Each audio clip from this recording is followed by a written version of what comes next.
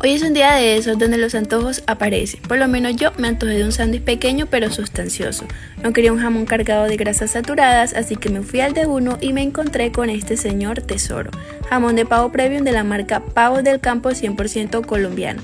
No tiene grasas saturadas ni grasas trans, un porcentaje de sodio por porción entre 80 miligramos.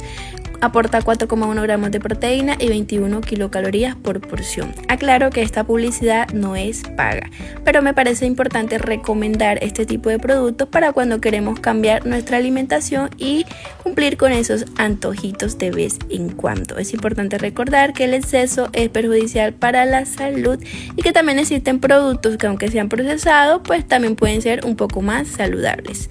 Aquí me estoy preparando un sándwich de espinaca con jamón y quesito crema.